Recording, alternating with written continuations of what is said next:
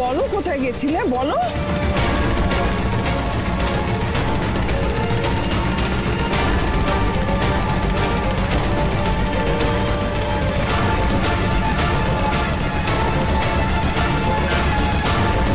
পুরো সিনেমার মতো এন্ট্রি। জয় কৃষ বাবার জয়।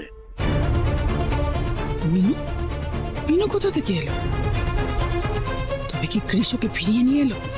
না না না, এটা কি করে সম্ভব? What the hell? আন্টি তো বলেছিল বিনুকে ভাগাড়ে পাঠাবে। কৃষ কি করে ওকে খুঁজে পেল? আমি যে বিনুর সামনে কেঁদে কেটে ওকে চলে যেতে বাধ্য করেছি, সেইটা আবারও ভুলে দেবে না তো? বিনু দিদি ভাই, তুই কোথায় ছিলি? আমরা তো তোর জন্য ভাবছিলাম। কেন চলে গেছিলি বাবা, কেন চলে গেছিলি? কি অবস্থা তোর?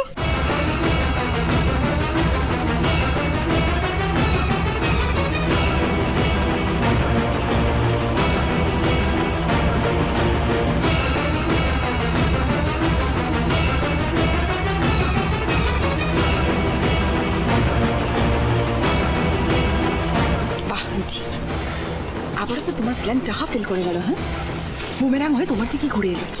যতবার তুমি এই মেয়েটাকে বাড়ি থেকে ছুঁড়ে ফেলার চেষ্টা করেছো, ততবার আবার ঘুরে ফিরে ওই বাড়িতে ঢুকে পড়েছে। হতচ্ছাড়ি ছিনে জো, ওকে নিয়ে আদিক্ষেতা দেখো সবার। ইচ্ছে করছে মেরে মাথা ফাটিয়ে দিই মেয়েটা।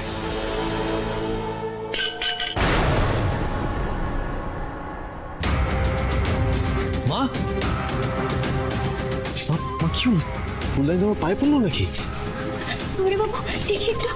মা, আপনার কোথাও লাগে নাই তো? না, লাগেনি।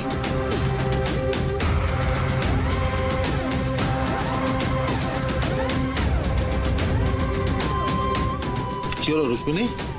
কৃষ যে বিনুকে ফিরিয়ে নিয়ে আসবে এটা তুমি ভাবতেই পারোনি, তাই না?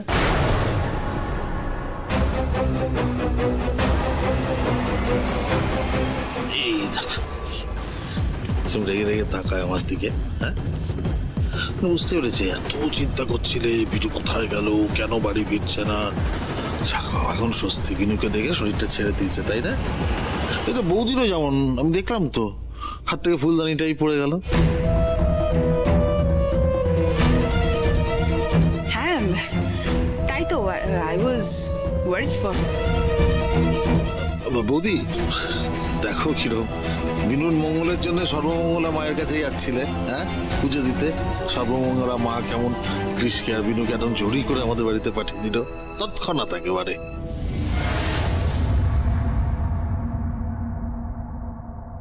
কৃষ বেটা, তুমি যে বিনুকে খুঁজতে গেছিলে সেটা তো আমাকে বলনি। আজকাল দেখছি তুমি আমাকে বিশ্বাস করতে পারছো না, তাই না? কি ভেবেছিলে? জানলে আমি তোমাকে বাধা দিতাম? মা, তুমি এরকম কথা কেন বলছো? আসলে আমি অনেক তাড়াহুড়ো করে বেরিয়ে গেছিলাম বলে তাই। আর আমি যে বিনুকে খুঁজতে যাচ্ছি সেটা ঠাম্মি, কাকামণি, কাকাই সবাই জানতো।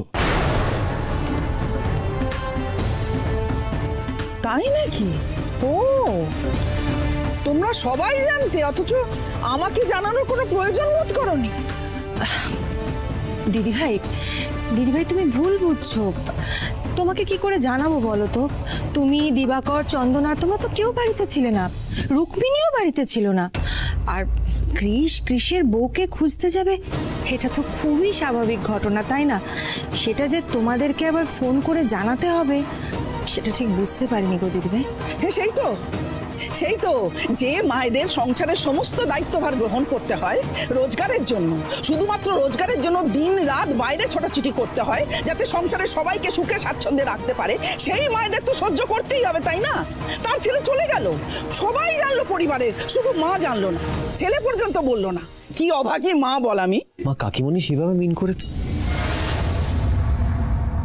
বিনু, তুমি এই কাজটা কেন করলে? বিনু, তুমি যে এই কাজটা করেছো তার জন্য কতটা আঘাত পেয়েছি তুমি জানো?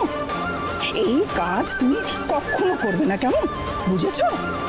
কখনো করবে না।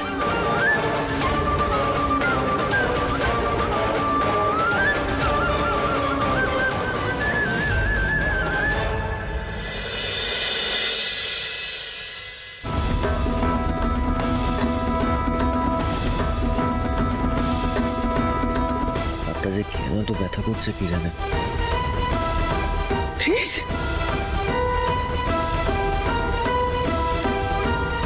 ক্রিস, এ বাবা, এক্ষুনি ডক্টর ডাকতে হবে। প্লিজ কেউ একটা ডক্টরকে কল করো প্লিজ। আপনার কি দরকারটা ছিল বলুন দেখি মারপিট তো করার? তো মারামারি করতাম না তো কি করতাম, ওদের আরতি করতাম। আর তুমি এত কথা বলছো কেন? আমার লেগেছে, আমি ঠিক বুঝে নেবো, তুমি বেশি কথা বলো না।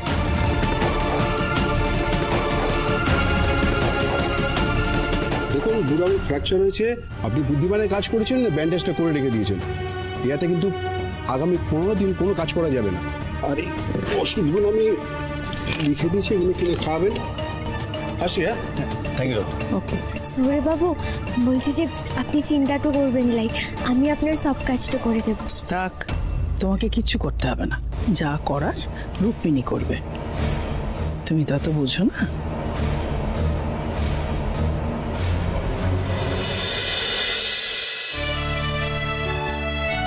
সৌরভ বাবু, আপনার কপিটা। Thank you. বলছি যে হাত তো ঠিক আছে? হাত, হ্যাঁ ঠিক আছে। আচ্ছা ঠাম্মি, তোমার লাল চা দাও। আজ না তোমার চায়ে আমি একটু আদাটা দিয়েছি, খেয়ে বলো তো কেমন হয়েছে। আচ্ছা বলছি। বিনু, কাকাইকে ঘরে চাটা দিয়ে এসেছো? হ্যাঁ। আচ্ছা।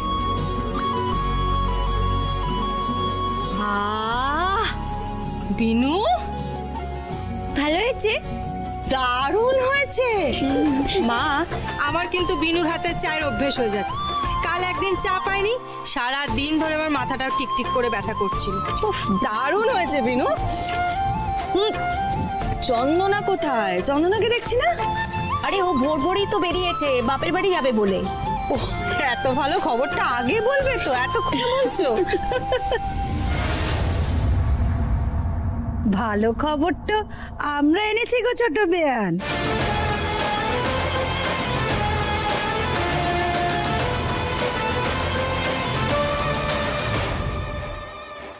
এই রে, একে দেখলে আমার বুক ধরপড় করে। দেখো আবার কি করে।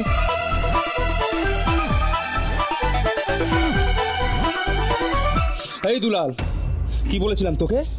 বলেছিলাম না যদি কাজটা না হয় তাহলে আমার পুরো টাকাটা ফেরত চাই। শুনে নে, যেই হাত দিয়ে তুই টাকাটা নিয়েছিলিস না, ওই হাত কেটে নেবো আমি। গুনে গুনে আমার পুরো টাকা ফেরত চাই দুলাল। কি মার বাড়ি হাত দেন নাকি? হ্যাঁ, আমি কেন টাকা ফেরত দেবো? শোনেন, ওই বিনুরে ভাগাড়ে পাঠানোর কাজ ছিল, পাঠান নিয়েছি। ও আশ্রম থেকে না আজ অব্দি কোনো মেয়ে ছেলে পালাতে পারে নাই। ওই আপনার বাড়ির ছেলে যদি হাঙ্গামাটা না করতো, এতক্ষণে বিনু পগার পার হয়ে যেত ওই আরো মুলুকে। শোনেন, আগে আপনাদের বাড়ির ছেলেকে আটকান, নইলে এইসব প্যালান ট্যালান করে না কোনো লাভ নাই।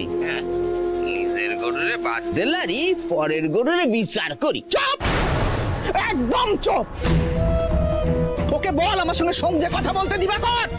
নিহাত ছুঁচো মেরে হাত গন্ধ করবো না, তাই তোর মতো ছোট লোককে দিয়ে কাজটা করাচ্ছি। নইলে বিনুকে যেখানে পাঠানোর আমি নিজেই পাঠিয়ে দিতে পারি। আমার সঙ্গে কথা বলতে গেলে পরের বার ভেবে কথা বলবি।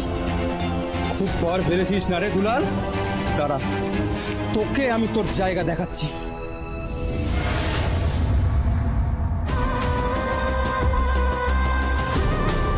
হতচ্ছাড়ি কণ্ঠিদারির জন্য আর কত ছোট লোকের সঙ্গে মুখ লাগাতে হবে কে জানে। আমি আর টলারেট করতে পারছি না আন্টি, অনেক হয়েছে, অনেক হয়েছে। প্রত্যেকবার তোমার একটা একটা করে প্ল্যান ফ্লপ করেছে, আর তুমি পাল্টি খেয়ে বিনুর সামনে কৃষের কাজে ভালো সেজছো, আর আমাকে একা সমস্ত অপমান সহ্য করতে হচ্ছে। আমি আর পারছি না, ইটস ডিসগাস্টিং। শোনো, আমি আর তোমাদের গেস্ট রুমে থাকবো না, আমি আজই আমার সমস্ত জিনিসপত্র নিয়ে বাড়ি চলে যাচ্ছি। রুক্মিণী, রুক্মিণী শোনো আমার কথা শোনো। সবুর করো রুক্মিণী, সবুর করো, সবুরে নেওয়া ফলে। কত সবর করবো আন্টি, আমি তো আর পারছি না। তোমার বাড়ির লোক পিঠ পিছে বিনুকে হেল্প করছে, আমি তো বুঝতে পারছি তোমার ফ্যামিলির রাশি এখন তোমার হাতে নেই। এবার কি হবে বলো তো? একদিন সকালবেলা তুমি ঘুম থেকে উঠে দেখবে যে কেউ তোমার কথাই শুনছে না। না, এটা হতে পারে না, কখন হতে পারে না। এটা আমার সংসার, আমার রাজত্ব চলে এখানে। এখানে আমি কাউকে রাজত্ব করতে দেবো না, কাউকে না। শুধু আমার উপরে একটু ভরসা রাখো রুক্মিণী, একটু। সেটাই পারছি না, ভরসাই আর রাখতে পারছি না আমি। অভিনু, মা হাঁ করে দাঁড়িয়ে কি দেখছিস? হ্যাঁ, মুখে যে কথা সচ্ছে না তোর। ওমা গো বাবা জীবন, বলি তোমার হাতে কি হয়েছে বাবা? আসলে মাসি ওনার আমি অসাবধানে পড়ে গেছিলাম। ও আহা গো, বালাই ষাট। অভিনু বলছি, বেয়ান কই? হ্যাঁ বেয়ান, ও বেয়ান, ও বেয়ান, একবার দেখা তো দিন কেনে, বলি কতদূর থেকে এলো? মাসি না? ওয়ান্ডারফুল, বাস হয়ে গেল। ঠাম্মি এনো। এই থাক বাবা থাক। দিদি ভাই কেমন আছিস তুই? হ্যাঁ, কতদিন পর তোকে দেখলাম, কি মজা। বলছি যে মাসি এদিকটাতে এসে কেন বল। বলছি যে তোমরা দুজনে মিলে একান্ততে চলে এলে, মেসোর কাছে কে আছে গো? তোমরা ওই অসুস্থ মানুষটাকে এখানে একা ফেলে চলে এলে? হ্যাঁ ও মা, সে কি কথা? মেসো নাকি অসুস্থ? না তো, তোর মেসো তো একদম ঠিক আছে। ঠিক আছে? হ্যাঁ। সে আবার কেমন কথা? দুলাল মেসো আমাকে যে বললো সে। দুলাল?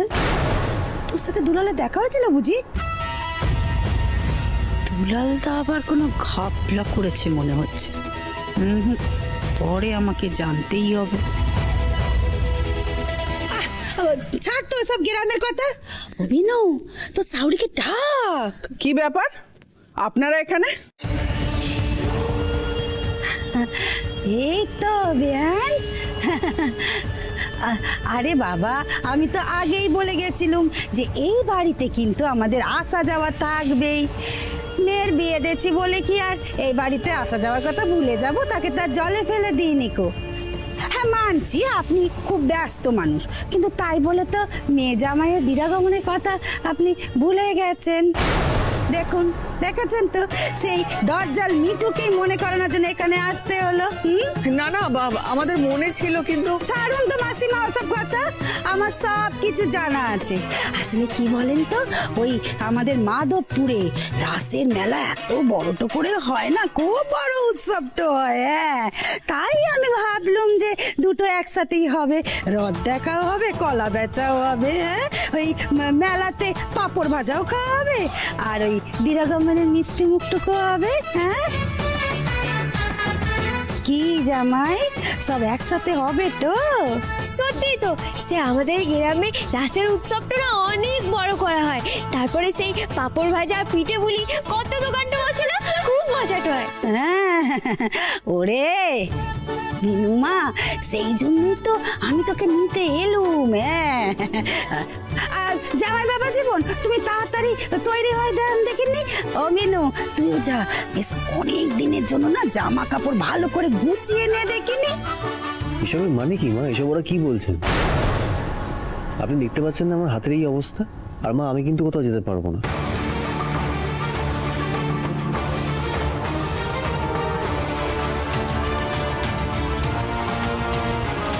ও মা, বাবা জীবন, এ কেমন ধরা কথা? দিরাগমনের আচারটুকু তো করতে হবে নাকি? সেটা তো আর ফেলে রাখলে হবে না।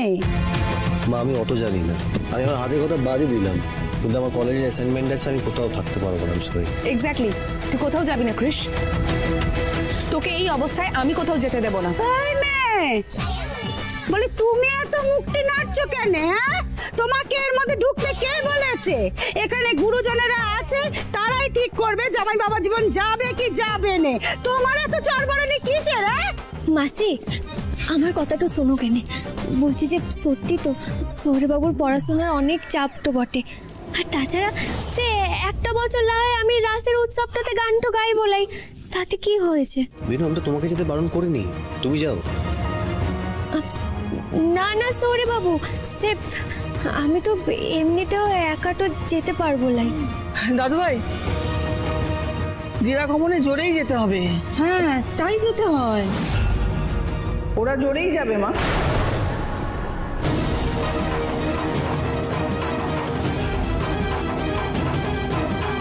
ক্রিস আর বিনু দিরাগমনে যাবে।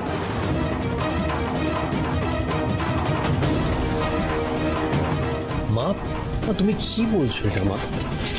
তুমি জানো ভালো করে যে আমার বেটা, কর্ম করলে তার ফল ভোগ করতেই হয়, কেমন? বিনু বাড়ি থেকে বেরিয়ে গিয়েছিল, আর তুমি যদি ওকে ফিরিয়ে নিয়ে না আসতে তাহলে তোমাকে আজকে দিরাগমনেও যেতে হতো না, আর এই অশিক্ষিত মানুষগুলোকে বাড়ির ভেতরে ঢুকতেও দিতে হতো না। আমরা তো বলেই দিতাম যে বিনু দুলালের সঙ্গে পালিয়ে গেছে। কিন্তু মা, বিনু তো পালায়নি। যখন ওকে দায়িত্ব নিয়ে ফিরিয়ে নিয়ে এসেছো তখন এটুকু তোমায় সহ্য করতেই হবে, মনে আছে? গতবারে এই মানুষগুলোর সামনে আমাকে কিভাবে হেনস্থা হতে হয়েছিল। তুমি কি চাও কৃষ বেটা এবারেও এই অশিক্ষিত মানুষগুলোর সামনে আমার মাথাটা আবার হেঁটো? ঠিক আছে মা, আমি যাব, কিন্তু একটা শর্ত আছে, আমি কিন্তু একদিনের বেশি থাকতে পারবো না।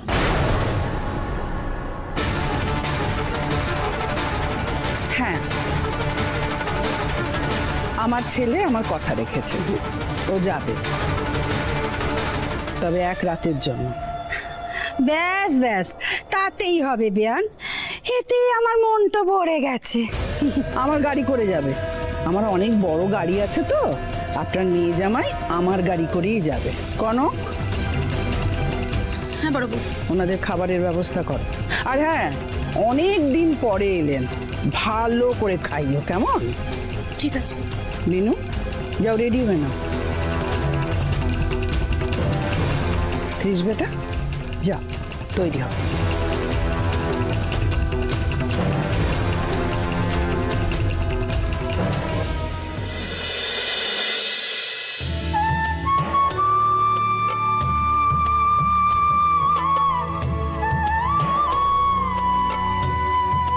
ঠাম্মি, বলছি যে সে গ্রামে যাচ্ছি, রাসের উৎসব তো বটে, সে মনের মধ্যে আনন্দ পুরো লাগছে, বুঝলে কিনা? কিন্তু সে একটাই চিন্তাটো হচ্ছে। কিসের চিন্তা? চিন্তাটো মানে সে এই তুলসী চারাটো, সেটা তো বেশি দিন হয় নাই, সবে মাত্র বসানোটো হলো। এখন যদি ঠিকঠাক সে পরিচর্যাটো না হয় তাহলে কিন্তু গাছটো বাঁচবে লাই। তুই এত চিন্তা করিস না তো, সব হয়ে যাবে, আমি করে দেবো। কিন্তু আমি তো তোর মতন অত গাছের সেবা করতে পারবো না। তবে তুই যতদিন না ফিরিস আমি তুলসী গাছে একটু জল দিয়ে দেবো, তুলসী গাছকে একটু প্রদীপ দেখাবো, এগুলো আমি করে দিতে পারবো। আচ্ছা বেশ। ও আরেকটা কথা, তুমি কিন্তু মাধবের সেবাটা দিতে, তারপর মাধবকে ভোগটা দিতে ভুলবে নাই। ও মা, মাধবের সেবা করতে আমি ভুলে যাবো, তুই ভাবলি কি করে? একদম চিন্তা করবি না, সব হয়ে যাবে। বিনু, মা যদি ভুলেও যায় মনে করিয়ে দেওয়ার জন্য তো আমি রইলামই। তুমি একদম চিন্তা করো না, গ্রামে গিয়ে খুব মজা করো, কেমন? ঠিক আছে, এবার তাহলে আমি নিশ্চিন্ত টু। হ্যাঁ, নাও কেন পুতলি তো দাও, নাও ভালো করে ধরো ধরো ধরো ধরো।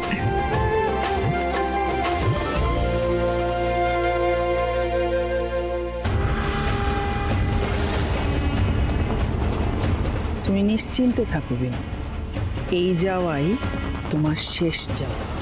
এই যে তুমি একবার চৌকাঠ পেরোলে, আমি আর কোনোদিনও তোমাকে এবারই চৌকাঠ পেরিয়ে আসতে দেব না।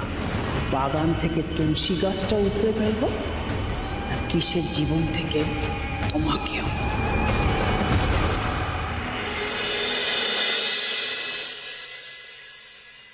এই তোর আলপনা দেওয়া হলো, তাড়াতাড়ি কর। কি রে, তোদের বরণডালা সাজানো হয়ে গেছে তো? তাড়াতাড়ি কর, জামাই আসার সময় হয়ে গেল তো। এই তো হয়ে যাবে মাসি। আরে দেবেশ, ওগোসাই, সব ঠিকঠাক? দেখে নি বাবা। হ্যাঁ হ্যাঁ, বসু মামা। হ্যাঁ বলো বেশ। আরে ওরা ফোন তো করেছিল, বরণডালা তো সাজানো হয়েছে তো? হ্যাঁ, রেডি হয়ে গেছে। রাস্তা ছেড়ে গ্রামের রাস্তা তো ধরে নিচ্ছে। বলে কই গো? ওই যে এসে পড়েছে, চলেও এসেছে। এই তোমরা এসে পড়েছো? আরে আমি সব খরচা করেছি। আরে কাকিমার হাতে বরণডালাটা দিয়ে নীলুমা আসছে। এই নীলুমা,